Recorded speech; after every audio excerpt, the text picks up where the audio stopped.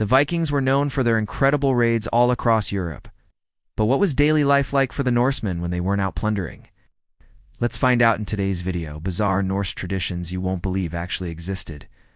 Norsemen were powerful and influential. They loved to flaunt their status and power by having many partners. Even the most brutal and feared Viking leaders commonly had harems of both male and female lovers.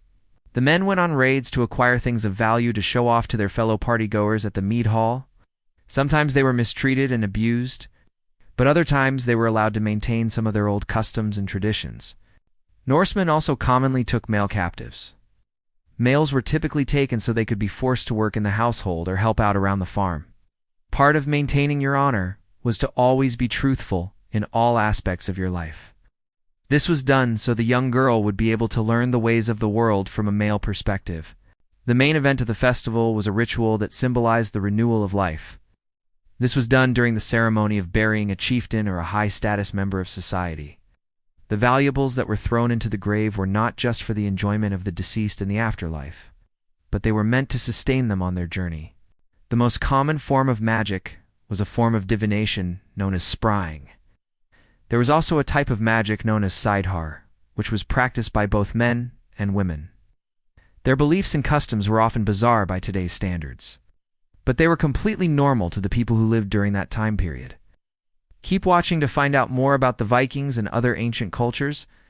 The word seidr comes from the Old Norse word for secret, and it was commonly used by female practitioners. Men were not allowed to practice seer, and if caught doing so, they would be severely punished. Seer was mostly used for healing purposes, but it was also used to harm others. The theory behind the custom was that the deceased would need these goods to barter with in order to get food and supplies on their journey to the afterlife. Everything in nature had a certain amount of these elements inside of it, and by manipulating these elements, one could change the properties of an object or even a living being. For example, if someone wanted to harm another person, they would manipulate the fire element inside of the victim, causing their insides to burn. During the ceremony, a large wooden phallus was paraded around the village. The participants of the festival would then go out into the fields and take part in sexual activity. This was done to ensure a good harvest for the upcoming year. In some cases, the men she lived with would even have harems of women, giving the young girl even more knowledge about the ways of love. If a Norse man was found lying, he would be heavily fined by his peers. Women were also expected to uphold the honor of their family. A woman's honor was closely tied to her virginity. If a woman was not a virgin when she got married, she would be severely judged by the community. However, there were also instances where male captives were taken to serve as the lover of another man. In some cases, the captives would even become influential members of the Norse society, such as Lagertha, who was a shield maiden, and later the queen of the Danes. And when I say things of value, I don't just mean gold and jewels, but also women. So once a raid was complete and the spoils were divided up, captives were given out amongst the other members of the raiding party. This was done to show dominance over your enemy and also to gain their strength for yourself. Only the highest-ranking members of a raiding party were allowed to drink the blood of a slain enemy.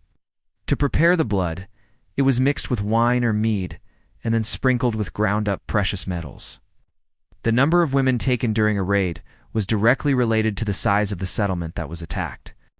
It was customary for every male member of the community to receive at least one captive woman. During these raids, the Vikings would bring back captives from their defeated enemies. These captives would then serve a specific role in the Norse household. Now, before we continue, let us know in the comments section below if you find these traditions interesting or bizarre. Under Norse law, captives were considered property. These women would then be forced to live out the remainder of their days in the household that had captured them. But it wasn't only women who were taken during these raids. The Norse had very strong rules about honor and reputation. To prevent this, Norsemen had a custom of having their daughters live with a male relative, such as an uncle, while they went about finding a husband for her. During the spring, the Norse celebrated a festival to honor the fertility gods. Another strange tradition the Norse had was the custom of throwing valuable items into a grave with a dead person. One of the most well-known, yet strangest Norse traditions is the custom of drinking the blood of a slain enemy. Magic was a common practice in Norse culture. In Norse society, there was a common belief that everything in the universe was made of 4 elements: water, earth, air, and fire. As you can see, Norsemen were a very interesting group of people.